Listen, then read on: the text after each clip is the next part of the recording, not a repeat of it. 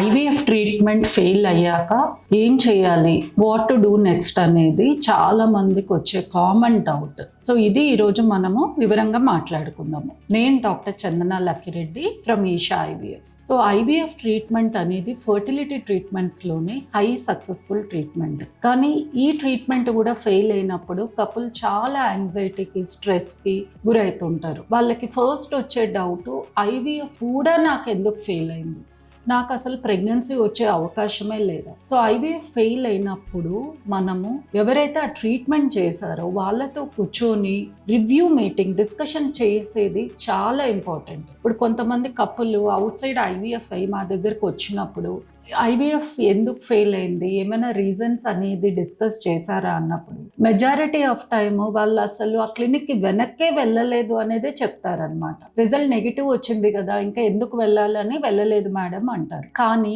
IVF ట్రీట్మెంట్లో మనము routine టెస్ట్లతో చూడలేని చాలా విషయాలు మనకి తెలుస్తాయి. Like for example egg quality ఒకటి, ఎంబ్రియో క్వాలిటీ ఒకటి, ఇవన్నీ మనం ఇన్ డీటెయిల్గా మాట్లాడుకుంటేనే నెక్స్ట్ ఐవీఎఫ్ ట్రీట్మెంట్లో మనము పాజిటివ్ రిజల్ట్ ఇవ్వడానికి అవకాశం ఎక్కువగా ఉంటుంది. ఐవీఎఫ్ ట్రీట్మెంట్లో కూడా మనకి రిజల్ట్ రావడం లేదంటే మెయిన్గా 2 ఫ్యాక్టర్స్ మీద మనము కాన్సన్ట్రేట్ చేయాలి. ఫస్ట్ ఇంపార్టెంట్ వచ్చేసి ఎంబ్రియో క్వాలిటీ. ఎంబ్రియో క్వాలిటీ అనేది again egg and sperm quality మీద డిపెండెంట్ ఉంటుంది. ఒకవేళ మనకి ఎంబ్రియో క్వాలిటీలో ప్రాబ్లం ఉంది అంటే అది మనం ఎంబ్రియాలజిస్ట్తో డిస్కషన్ చేస్తే ఎగ్ క్వాలిటీ వలన, స్పర్మ్ క్వాలిటీ వలన అనేది మనకి ఒక ఐడియా వస్తుంది. నెక్స్ట్ ట్రీట్మెంట్ చేసే ముందు మనం అది sperm or egg quality improvise చేయడం ద్వారా ఎంబ్రియో క్వాలిటీ కూడా ఇంక్రీజ్ అవుతుంది. అలానే ఎంబ్రియోలో డే 3 ఎంబ్రియో ట్రాన్స్ఫర్ చేశారా, డే 5 ఎంబ్రియో ట్రాన్స్ఫర్ చేశారా. ఎంబ్రియోలో బ్లాస్టోసిస్ డే 5 ఎంబ్రియో ట్రాన్స్ఫర్కి డే 3 కన్నా ఎక్కువ సక్సెస్ ఉంటుంది కాబట్టి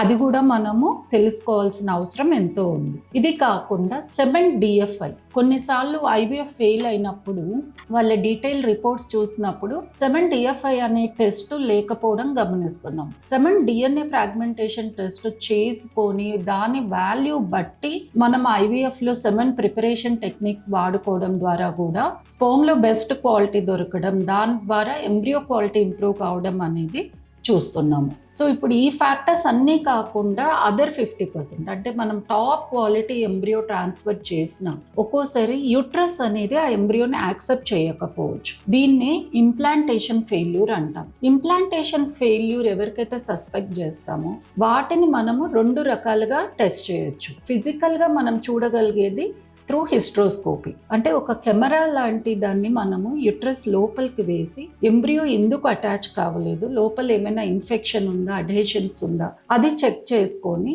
సలైన్తో బాగా క్లీన్ చేయడం వల్ల ఆ యుట్రస్ రిసెప్షన్ అనేది నెక్స్ట్ ఐవీఎఫ్ సైకిల్స్కి ఇంక్రీజ్ అయ్యే అవకాశం ఉంటుంది. యుట్రస్లో ఫిజికల్ చెకింగ్ అయ్యాక అనదర్ టెస్ట్ మేము కామన్గా చేసేది రిసెప్టివిటీ టెస్ట్, ఎండోమెట్రియల్ రిసెప్టివిటీ అరే, ఎరా టెస్ట్ అంటారు.